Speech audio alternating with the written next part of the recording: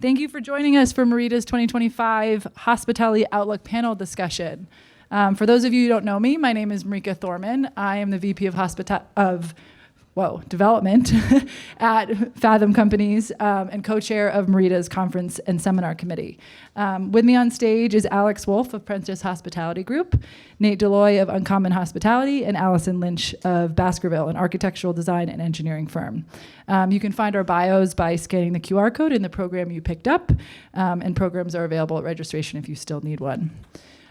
So obviously our goal today is to talk to you about hospitality and the outlook not only in Maine, but nationally. I'm excited to have a diverse group of experts here on stage with me. I'm going to let them introduce themselves. But before I do that, I'm just going to give my background a little bit, as you'll hear me adding tidbits and you'll wonder if I'm qualified to do so. As I said, I'm the VP of Development for Fathom Companies. We focus mostly in hospitality, real estate development. We developed the Canopy Portland Hotel here in Portland. We currently are in planning stages for 2 other hotels, and our company operates the Press Hotel, the Canopy Portland Waterfront, the Weldon in Portland, as well as the Brunswick Hotel. So this is my world and my space. I'm very passionate about it. I'm excited about it, and can't wait to talk to these wonderful friends here about it more. So I will turn to Alex to introduce yourselves, and then if you guys can just move down the line.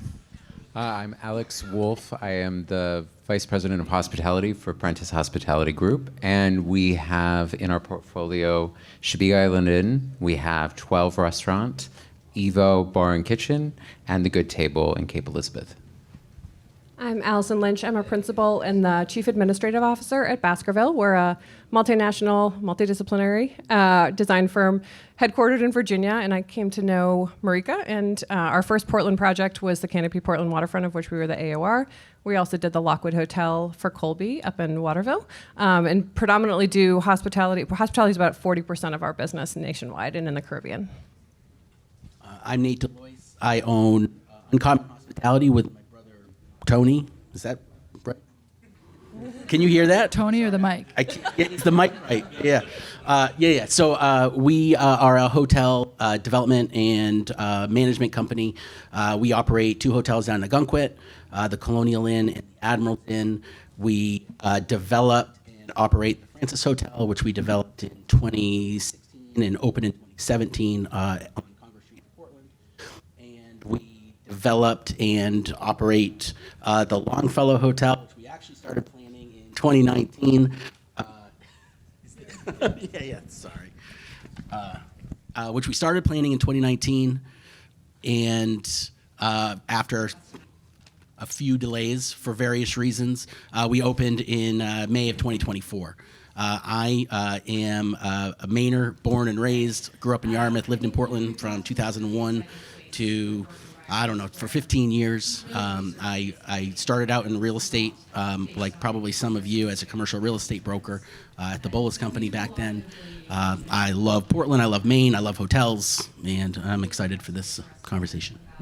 Great. And Nate, I'm going to sort of put you on the spot here and ask the question that potentially some of you may be interested to hear the answer to, that I think is unavoidable, which is, what are your thoughts on hotel saturation in Portland? And more specifically, do you think that the hotel moratorium that's in effect, and for those of you who don't know, the City Council in the City of Portland voted to enact a hotel moratorium effective on December 4th of 2024 through June 4th of 2025, which allows no new hotels to be permitted in the city as a reaction to the housing crisis. As a hotel developer, this is something that we're obviously struggling with and has had an interesting impact on the hospitality market in Maine, as well as a larger scale of things in terms of investors' willingness to come into our state, knowing that there's municipalities that could take actions like this. So I'm going to just give Nate a little bit of a spotlight here to share too, because similar to Fathom, this is something that impacts us on a daily basis. Sure, thank you.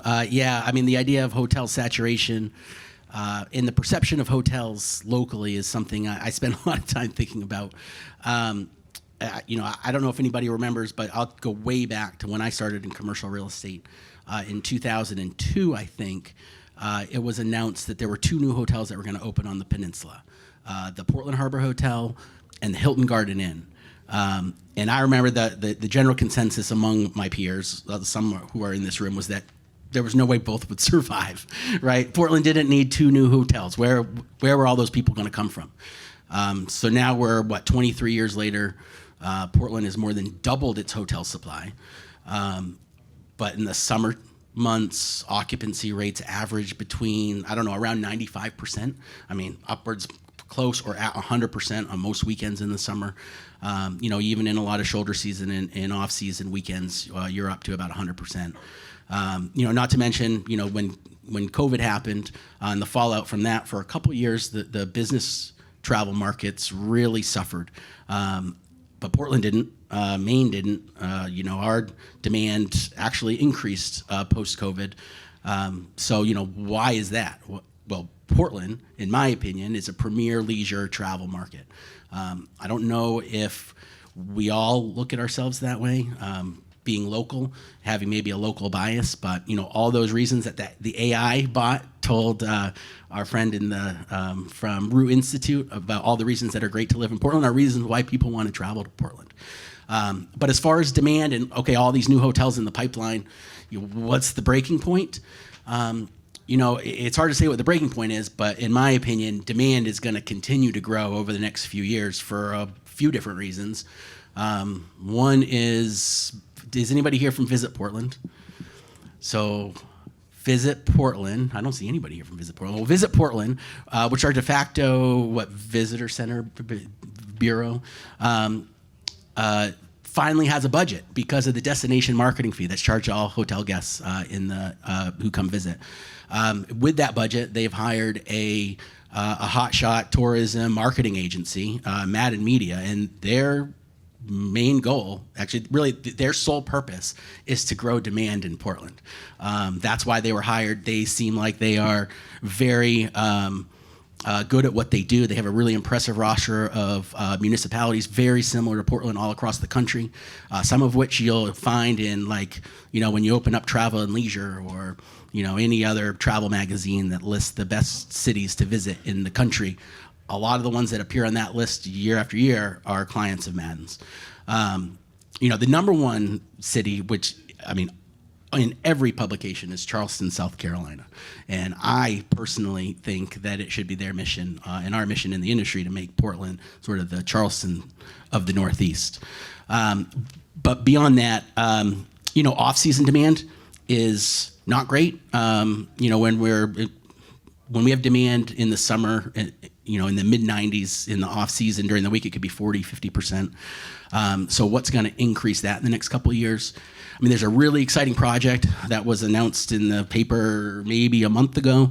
Todd and Howard Goldenfarb of Ram Properties, in partnership with Live Nation, are planning a 3,000-seat entertainment venue right downtown. They plan to hold 180 events a year, and that will be spread out over the whole year, right? So, on a Tuesday in February, there's going to be 3,000 people filling an arena. That's 3,000 people that are going to be going at restaurants, that are going to be going to bars, that are going to be looking for places to stay, maybe making, a couple-night trip out of it. And thirdly, which I think is really important, is recognizing the hotel mix in Portland has been shifting. I really think really since the Press Hotel in 2015, more towards a boutique-style, lifestyle type of property. I always sort of marvel at, Portland's sort of fierce independence, the support, particularly on the peninsula, of the independent restaurants, the independent shops and galleries. I remember back in my real estate days, if there was a national chain restaurant that was announced in the Old Port, there would be like a riot. It was just not something that anybody wanted locally. And yet, for hotels, most hotels in Portland and most hotels on the peninsula are select service chain hotels, which I always find odd, especially for a leisure market like Portland. And there's nothing wrong with select service hotels. I've stayed at them. I travel for business for years, and they definitely serve their purpose, but they don't grow demand. What grows demand are exciting projects like 465 Congress Street that you guys are going to be building. Projects like the Longfellow, like Canopy, like the Press Hotel. boutique, lifestyle, experience-driven, community-embracing projects, that show up in publications like Travel and Leisure and Wall Street Journal and, Vogue magazine and New York Times. Those really drive demand to a community. And so we'll see what the new hotels, of all the new hotels that are planned. Hopefully, more and more lifestyle properties will be added to the mix, which will just continue to grow the demand. Yeah, thank you, Nate. And I just want to add a quick fact note here. You mentioned really quickly the TID, the tax that's being made in the hotel industry that goes into this Visit Portland Fund. For those of you who didn't fully grasp that, every night stay, any person that stays a night in Portland, part of their hotel stay bill is this tax. And so the tourism industry is essentially generating funds that go into creating and supporting the economy in Maine. So this is something that the hospitality industry adopted recently and has been really effective in terms of driving that demand and making sure that our market is being supported and giving back to the Portland economy. So I think the one other thing I'll dive into the more, let everyone else talk too, because there's so much good things to say, but I think Nate touched on a lot of things that are important, which is how does the hospitality market in Maine and further Portland differ from other national markets? And Alex, I'll go to you first with this one. Yeah, well, when I first started working in Portland, I can remember thinking of echoes of working in Washington, D.C. years ago, in that I had seen a lot of, well-respected national brands come in to the scene and then be rejected by the local populace because nobody wanted somebody who was an outsider or somebody who wasn't putting a lot of thought into what was happening. People here are understandably proprietary to their city. And as you mentioned before, Nate, very much so interested in people who are local and people who are doing things independently and spaces that feel like they're curated appropriately. So I think from a perspective of what you're looking to execute, I think there's a lot of thoughtfulness that needs to go into it and a lot of ideation on what's adding to the conversation to the local market, as opposed to in other markets where you just might be copycatting somebody else's success, right, and hoping to replicate it and then justify a pro forma. So there's just a bit more due diligence that I think somebody who's responsibly looking for a business to be successful has to do when they come here, right? That just feels intrinsic to it. And then I think, secondarily, it is in other markets, you don't have a singular swing. It is a U-shaped market with regards to hospitality and leisure tourism, right? And so there has to be a lot of planning of your pro forma, of what stabilization looks like for you, of working capital, and the idea that you need to make sure that your resources are allocated appropriately to support that, right? Yeah, I would echo that. I think, so I am a local here. I live in Yarmouth, but our practice is nationwide. And I think one of the things that we see that I find here is that the seasonality, and you'll hear that kind of echoes of that throughout this conversation, is the seasonality of our market provides some unique challenges and opportunities, certainly, not just in Portland. We're talking substantially about Portland here in terms of market saturation and density and those kinds of things, but how that impacts some of the smaller leisure markets up and down the coast in Western Maine. And so we're talking, we see national brands as part of the mix here. We don't necessarily see that as substantially in other parts of our state. In many cases, that's highly intentional, but certainly places where as Maine continues to grow from a population standpoint, as it continues to be a high market for leisure and business travel to some extent, we may see that shift in other places, certainly up and down the coast. Yeah, that's great. And I think, Nate, you've already touched on this a little bit in sort of your initial response that you share, but do you have anything else to add in terms of how the hospitality market in Maine differs? I mean, they pretty much hit the two main things on the head, which is the leisure travel, right? Maine Office of Tourism reported that in 2023 and 2024, I believe they reported just 3% of visitors stated their reason for their visit as business or conference. So, I mean, it's significant, right? I mean, other markets certainly rely on leisure travel, but that is extremely significant. And the seasonality too. I mean, it's just so extreme.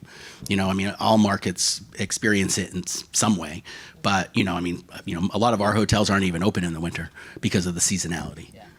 No, and I think that just further highlights how Maine is not only geographically sort of shifted furthest away and sort of in its own little space, but also in a lot of markets, primarily hospitality is very different from national trends, and we're evaluating different challenges. And to that end, can you guys talk about how hotel and restaurant developments differ or align in Maine markets? Because I think that's another interesting part of this conversation. And I don't know if Allison, you want to start with that. Sure. I think one of the major trends that we are seeing from a design standpoint nationally, and we do a substantial amount of work in the South and the Southeast, which are major hospitality growth markets generally right now, is that kind of balance between amenities that are both interior and exterior, and the kind of balancing of those things. In Maine, as much as we would love to put a lot of resources to exterior amenities, that's a lot harder of a sell from a long-term viability standpoint, right? There's a lot of first cost that goes with some of that, but then how are you going to see that return on investment when your property is only open for 3 months? Or if your property is open year-round, how are you maintaining those exterior spaces when you're seeing, feet of snow? Some of those kinds of things. And so I know you guys are going to touch on kind of wellness as a component too, but that notion of how exterior spaces tie to community wellness and those kinds of things, we have a very limited window to take advantage of that from a trend standpoint in terms of our seasonality. And I think that's maybe one of the most major things that we're seeing from a design standpoint overall. Yeah, and Alex? Well, I think one of the things that kind of the beauty of the market is that you go to some markets that are very, very dense and saturated, and it becomes incredibly difficult to do something that stands out to the local population, right? And so a lot of times what you end yourself doing, even if you're incredibly creative and talented at what you're doing, you're finding copycats to something that's successful, and you're positioning yourself so that you can be commercially viable. I think one of the things that's amazing, and I always talk to designers about this inside the city, or creatives too, is that you have such a rich ability to add to the local scene and be creative and do something that hasn't been done in a way that's really interesting, right? And that opportunity, I think, is what drives a lot of people to be really excited about Portland. You can contribute, you can build to this community of hospitality without necessarily doing something that is just sitting there and seen as just a numbers exercise. No, that's great. And I think, Nate, you've really embraced this perspective of creating something for the community and that's different and experience driven in all of your assets. And obviously you guys can see behind me, but all of these 3 wonderful people's companies properties are scrolling here so that you can enjoy them. But Nate, do you want to talk a little bit about how Uncommon addresses this and what you guys focus on? Yeah, sure. So, I mean, I don't even know if it's a trend anymore. It's just sort of the way it is. But, I mean, travelers are seeking experiences, right? I mean, they want to do something unique that they can't do anywhere else. They want to be able to tell their friends. They want to be able to put it on social media. And part of that, which is something we haven't talked about before, but it's not just adding, amenities to your hotel to draw people in, but it's adding, viable businesses in your hotel with their own identity to bring people in. So when you look at the Longfellow Hotel, which is by all standards and measures a relatively small hotel, we're 48 rooms, we're operating essentially 4 businesses out of it. 5 of clubs is a bar, and it's meant for locals just as much as it's meant for guests. Twin Flower Cafe, cafe, again, for locals, for guests. Same with the spa, with Estrella. So, I mean, we've taken, a lot of care in giving them their own identities, so that they're not just for visitors who are coming in, but it's something to be shared with the entire community. That's something that's really important to us, to sort of open the doors and let everybody in. And then, another trend, again, the wellness trend, right? It's like, it's the way it is. It's been that wellness has been a focus for a long time, but the way it's been a focus has changed a little bit. I think before COVID, wellness was really adding a spa and, some massage treatment rooms to your hotel. But now it's become much more holistic. I mean, spas in hotels, spas outside of hotels, are expanding their menu, not just including treatments, but including, meditation and, sometimes fitness and, cold plunges and hot tubs and saunas and all that, like in the Nordic tradition. I mean, I swear to God, I stayed one place, and on the spa menu, you could freeze the fat off of your body. So it's like something from White Lotus, right? But it's also, Did it work? Yeah, obviously not. But wellness also as a concept has sort of grown outside of the spa as well, and I know it's something that we focus on a lot at Uncommon. But like sleep quality of the rooms is so important. Sustainability is something that people are looking for. Offering healthy menu options, not just offering healthy menu options, but actually, marking them as what's vegan, what is vegetarian, what is gluten-free, because everybody sort of has their own, their own dietary restrictions. So yeah. Yeah, I think all of that is really interesting. And I think the one thing that sort of pulls it all together when we think about real estate is how do all these experience-driven things impact the pro forma and the model. And like Nate talks about how he has 4 different businesses in his hotel. The amount of money that you have to invest in developing a spa and developing a restaurant and developing a bar, how much are you actually getting more for your roommate or not? Is it worth it to invest in it just to pull people to you instead of to someone else? Like there's definitely a development component of it that you have to weigh the return versus the experience. I don't know if you want to. Yeah, definitely. No, I mean, that's absolutely critical. So, in our earlier projects, we would add F&B or maybe another amenity, and it was really to help drive rates and to give sort of marketing something to yell about. But at this point, because costs are so high, I mean, all costs, construction costs, labor costs, supply costs, I mean, literally everything, interest rates, just the room rate, I think is hard to make the projects pencil. And so these amenities have to become revenue centers. They have to become business centers. So, which is why we've taken that approach with Longfellow and with some other projects that we're working on now. But, if it was just for us, if it's just opening a hotel, just drawing people in to go to the rooms, to maximize room revenue probably isn't going to be enough to make that project happen.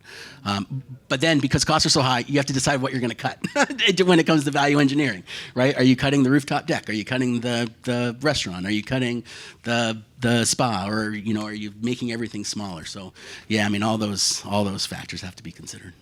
Yeah, and I think I'll just touch on a sort of something in Maine that's become sort of a national example, which really ties into both the indoor and the outdoor and the experience-driven component, which I think about the Lost Kitchen, which if any of you follow, I don't know, anything related to hospitality or Magnolia or anything like that. I mean, what Aaron French has done with the Lost Kitchen has transformed this like tiny place in Maine into this VIP experience that you only get to go if you send a postcard in the month of April and you're randomly selected. And people travel from all over the world to come to this tiny place in Freedom, Maine to eat this many course meal. And it's like, that's the experience that Maine is creating all over in sort of these hospitality segments, and what we as developers strive to create and what you as a designer strives to envision and design. But I think that Maine has these pockets with the beauty of the state as well as with the vision of, people on this stage and others in the state that are creating this experience that's drawing people to Maine. And a lot of them aren't leaving. Many of us here probably came to Maine to visit and are like, wow, I want to live there.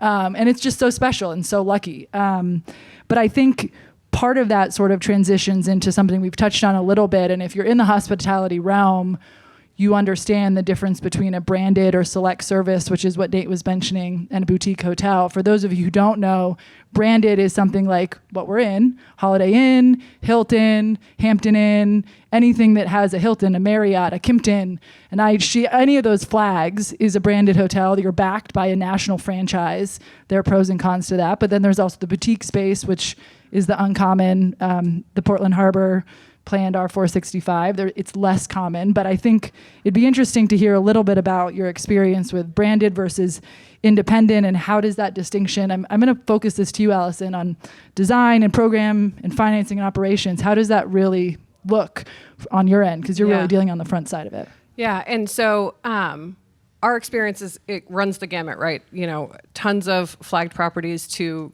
truly independent and boutique. And I think what our major takeaway is, and we've talked about this as a group up here, is kind of where developers' heads are at and what their goals are. And that really is a driver for how we're working through design and working towards, ultimately, as Nate was talking about and Alex has talked about, which is that guest experience. Ultimately, everything that we're doing from a design perspective and from a development perspective is kind of circling around that same conversation. And nationally and a little bit internationally is what we're seeing is that that kind of middle space that we were probably used to seeing in the mid 2000s, you know, just a plain Marriott or a plain Hilton, that we're seeing less and less of that from a development standpoint. I mean, that is really, that middle market doesn't necessarily have a following anymore. What we're seeing is pushes to the kind of either ends of that, which is a lot of boutique and independent work. And a lot more select service stuff, which does continue to have a purpose in kind of the American experience and the travel. You know, you're on a road trip with your family. You know, you suddenly have to leave your house for a renovation. It has its purpose. But I think for the purpose of this conversation, focusing on boutique is developers really need to have a true sense of what they're trying to achieve at that boutique level. It's not just an asset. You could own a ton of flagged select service. It behaves like any other asset in your portfolio. It requires very limited maintenance over the course of its lifespan. You do what Marriott tells you and you get a PIP every 10 years and you do exactly what you're supposed to do. Boutique is not that. It requires a lot more risk, certainly, but it is really centralized on understanding that to make it a true asset, you're constantly evolving your program. You're constantly evolving your offerings. And I think for us as designers, we're always talking about the conversation, like the best design for our developers and our owners could be completely ruined by poor service. And so we're also talking about how do we imbue design that serves to support what the guest experience and the service offering that they're trying to meet is, you know, they're a compatible conversation over time. And so when we talk about it from a budgetary standpoint and pro forma standpoint, there's all the first cost that goes into the design, but also how are you going to activate that design from a service standpoint over the life of the asset? And what is that going to look like in 5 years? You're not going to be able to necessarily lean on the same activation of the program in that 5-year period. You're going to have to be constantly responsive to your locality, your guests, what the market is offering in terms of competitive set, all of those kinds of things. And so brands, love them or hate them, offer a key money component that really is a lot of times what the driver is for a lot of development.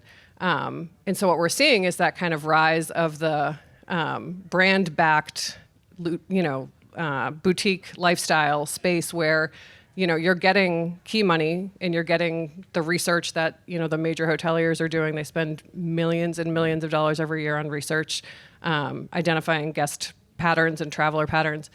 You get that stuff, but you also have a lot more flexibility on what that looks like and how it performs on a day-to-day basis. And so from a national market standpoint, that is certainly where development is moved to in every major market and probably in all of our secondary markets, tertiary markets, and I would consider Portland kind of in that in-between space right now between secondary and tertiary. Truly boutique is still a driver in those markets, but in major markets, it's predominantly lifestyle and boutique backed by major brands. Go ahead. I was just going to say, at this point, I mean, Marriott probably has, what, 30 brands? Oh, yeah. Right? Yeah. And, I mean, how many of those are lifestyle? Probably most A of good them. portion, and Yeah. they have started to kind of push to the edges where what they're working on from a prototypical standpoint really leans into very lean, kind of what I would consider minimal service, truly just transient traveler, commodity work, or the complete other end. There's very little investment in that middle section. Awesome. And I think you sort of touched on one thing I want to pull out. Key money, for those of you don't know, that's essentially something that a brand will give a developer that's equity in their stack. So it essentially feeds into your pro forma that allows you to essentially get money from your brand to use them.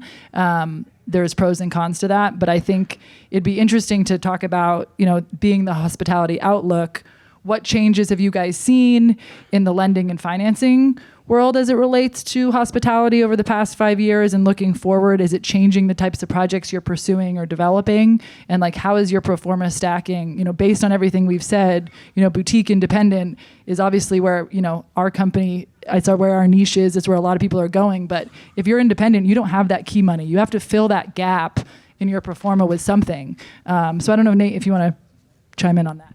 Sure. Can I say that it's harder than it used to be? Yes, please. It's true. Definitely. I mean, when costs are so high, construction costs, financing costs, all costs, that capital stack that makes up your sources and uses. I mean, for us to look at a project, we have to be able to realistically see multiple sources to make up that equity, the capital stack. So, like whether it's tax credits for historic tax credits projects, or TIFs, SBA financing, grants. I'm not sure if there are grants available, but energy rebates. I mean, we look at everything. We're generally not putting together a project that just includes an equity source and a mortgage, right? It's definitely more complicated than that. Part of that's because costs are so high, and honestly, I mean, over the last 5 years, this has changed quite a bit, right?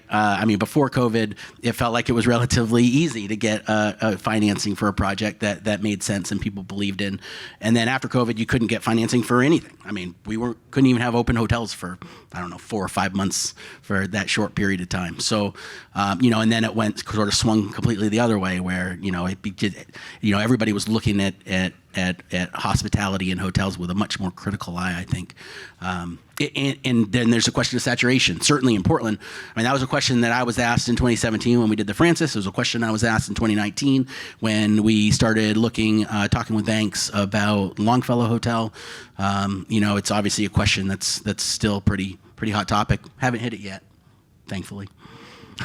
Yeah, no, I appreciate that. And I think it's interesting because this is something that probably translates through multifamily and other types of development too, is that it's very challenging to have a project pencil if it's new construction, if you don't have some type of subsidy. And I think everyone in this room has probably seen that in different parts of their work over the past year, 2 years, 3 years. It certainly is the case for all of our projects. Most of ours are using historic tax credits, and the ones that aren't moving forward are the ones that don't have a subsidy. So it's a pretty obvious gap right now, and overcoming that is a challenge. And in hospitality, we're working through it, and in other markets, people are doing the same, but it's definitely real. And I think we all can agree that a big part of that is rising construction costs. And I guess I'd be curious to hear, Allison, from a design side, you have a little bit more of a national perspective because you have clients globally, not only nationally, but globally. How has the shift in the construction pricing trend impacted your work and projects you guys have been involved in? It's a moving target at a minimum right now. And I think James Marple, if you listen to his talk about kind of general economic trends, certainly hit on kind of all of the facets of that. If we had had this conversation in December, I would have told you that nationally, and maybe not necessarily here so much, but certainly in other parts of the country, things had started to kind of settle out from a construction pricing standpoint. And a lot of that had to do with labor markets. And we were certainly seeing projects that had been sitting or been continued, their start dates were kind of moving targets for a long period of time, settling out and starting. In a way that we hadn't seen. There was a lot of volatility around construction start dates for us on big projects for probably 12 months. And so some of that felt like it was finally starting to settle out in major markets. To Marika's point, there's the big tier one city markets behave very differently for all of these reasons. And so it really kind of depended on where you were. But design projects that had really kind of stalled for a number of reasons, including instability and interest rates. I think especially because of the stack is being the funding sources were so heavily reliant on interest rates, and that was a very moving target for a very long time, and really hard to envision it getting better for a little while. And so at the end of the year, it kind of felt like, okay, we have a sense of where it's going to head. This is maybe the least expensive it's going to be for a little while. We're just going to continue to move forward. Now I think there's some shifts in that dialogue for a lot of different reasons. Labor is certainly going to become much tighter from a construction standpoint in some very substantial markets in this country as we move forward. And so I think it's a moving target for right now. And I think all of you are probably going to expound on that as well. Yeah, and Alex, you guys have a sort of a very diverse spread of what you guys have assets already done and planned. How is this impacting what you guys are looking at and considering and timeline? Well, I think one of the things that's a big challenge is that, when you're planning for these projects, construction costs are finite, right? And there's these dual trends that are going on, which is that you have a consumer that's well-traveled, that's sophisticated, that's appetite is greater and greater for products like yours, right? And on the flip side of things, you have less and less room for interior design. So more and more the conversation is becoming, how can aspects of your ID process be value engineered? And how can you tailor it in a way in which the consumer doesn't see those value engineering moments? And I don't believe that that'll be changing anytime soon. It's just something that is constantly a topic of conversation for any project that we're involved in right now.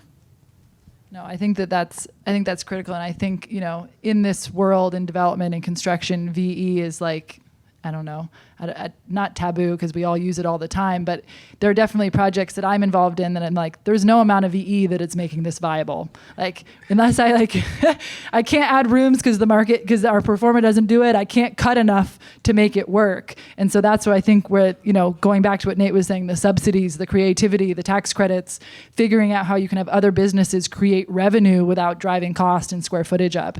It's this very fine balance. And I think more than potentially housing or office, the expectation of the guest, which is what we've all been sort of hammering on, especially in Maine, has become so high and so sophisticated that you can't cut. I mean, we're looking at we're obviously, as many of you know, we're planning a project right now, and we're going back and forth of we really want to do marble in the bathroom, but we really can only afford tile. But the guest is going to want marble, but we can't. And it's we can't drive the rate if we can't do that. But so there's these balances that we're constantly weighing of no, the marble's probably going to get cut. Any of you bidding the project? I didn't say that.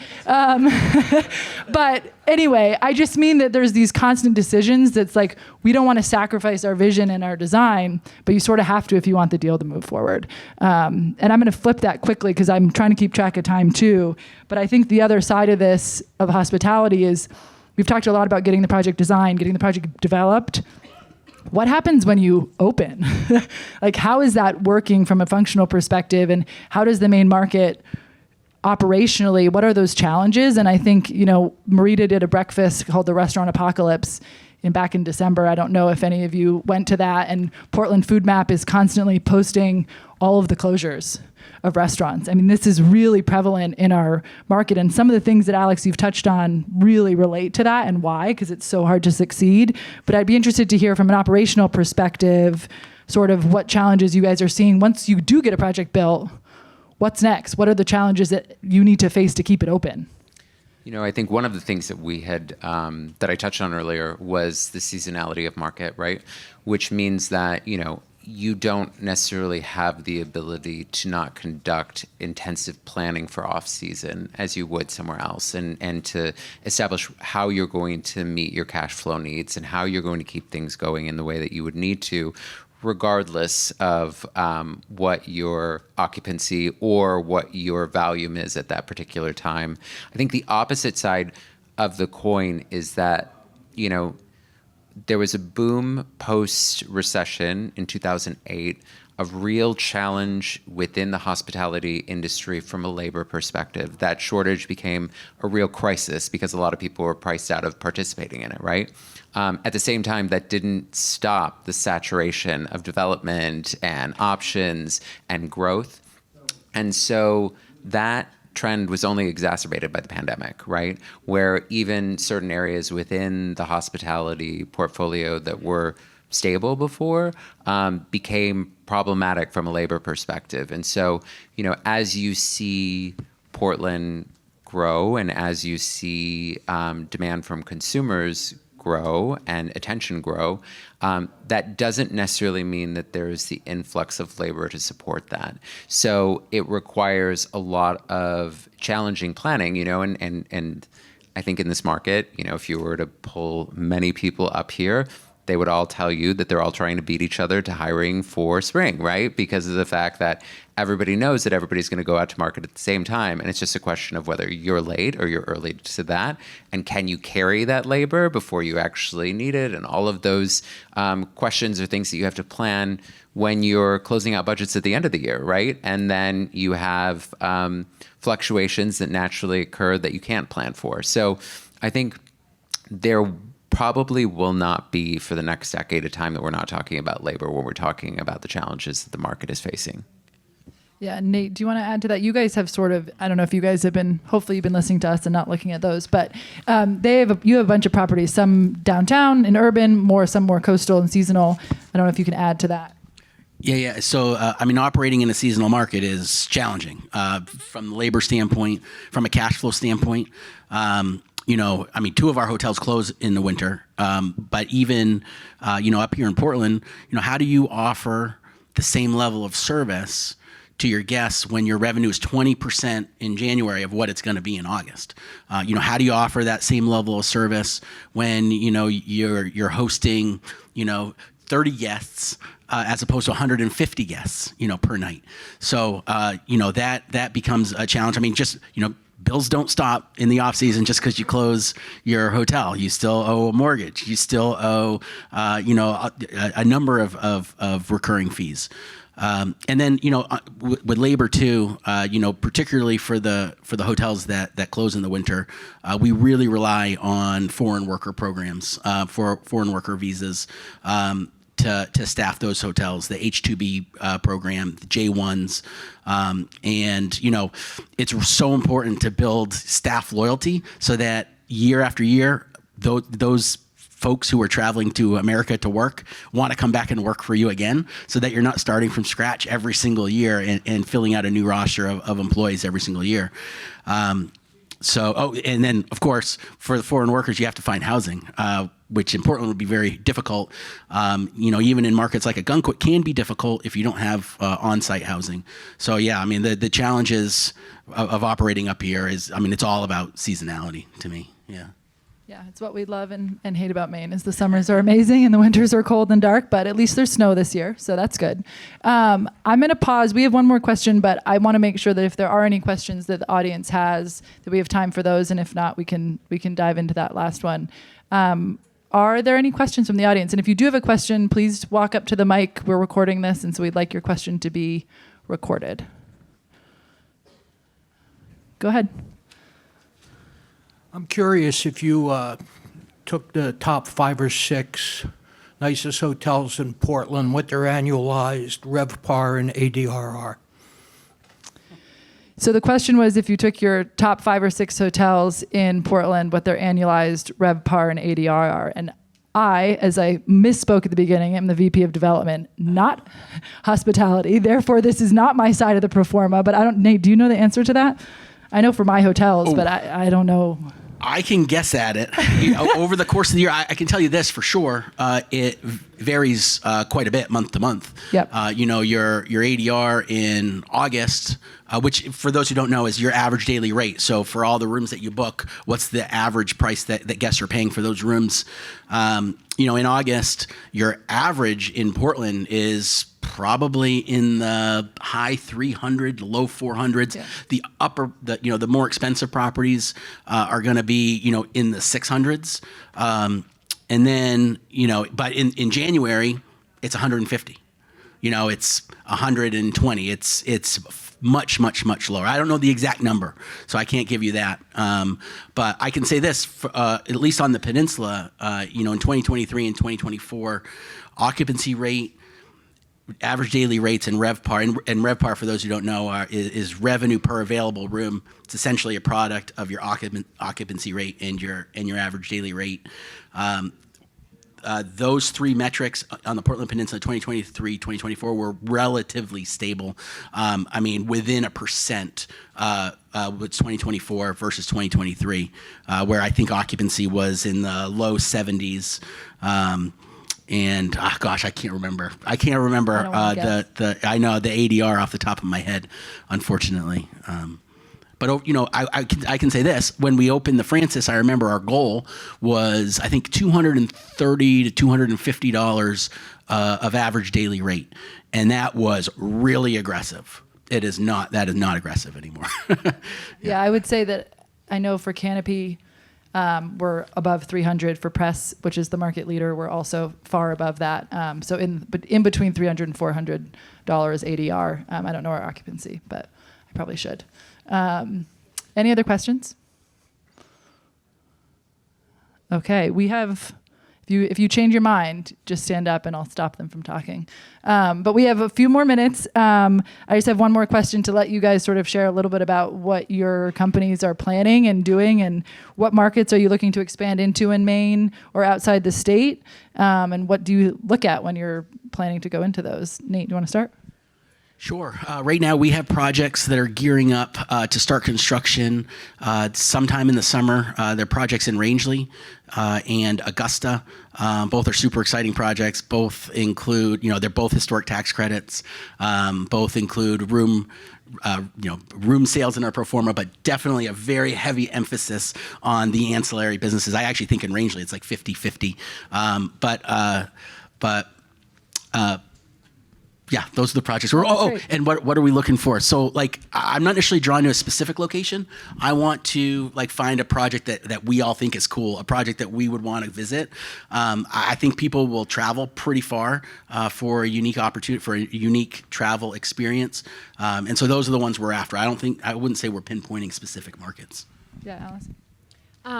So those of you who don't know me personally, I am the firm's only employee here. And so selfishly, I'm always looking for expanding our hospitality reach wherever we can get it here, because I selfishly want to participate in that process every time. We're doing some small renovation work for some boutique properties right now up and down the coast. And I think our major driver here and everywhere else is finding development partnerships where design is a partnership. It's not a sub-consulting relationship, right? Because our goal as designers is to help you meet your goals from a development standpoint, and that only happens when there's kind of true partnership and trust, certainly. We are in the midst of finishing out a project that is in Portland. It's a restaurant that will be opening that has a focus on seafood with a Portuguese influence called Douro, and that will be opening right before season. We have a few projects also in various states of development.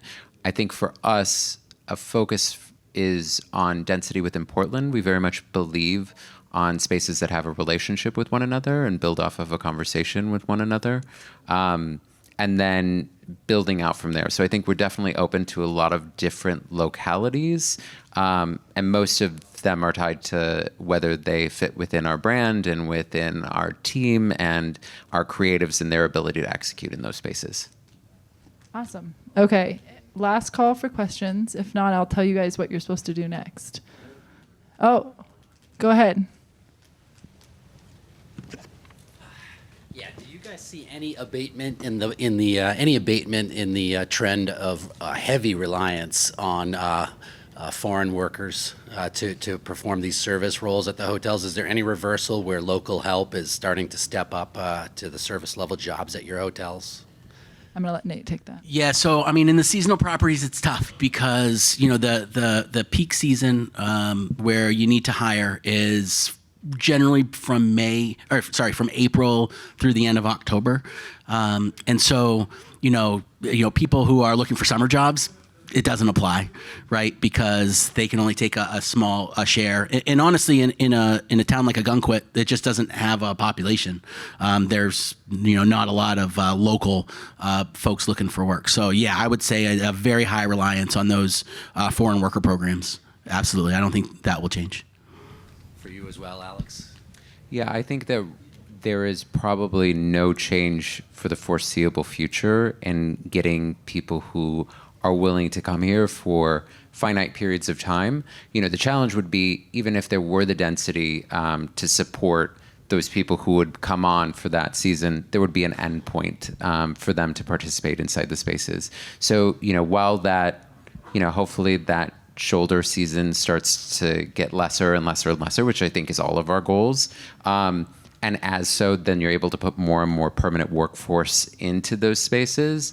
Right now, the fluctuations of that volume mean that you're always going to have a supplemental wedge of people who are going to be there to augment the team that's there. And I think the other thing is that, with there being a density of people who are living here, there also is a challenge in getting people who can find housing when they come to Portland. So there's two conversations to address. Once both of those the seasonality starts to ebb, and once there's more of a space for them to find as lodging, then I think you'll see that there's less of reliance on people from outside.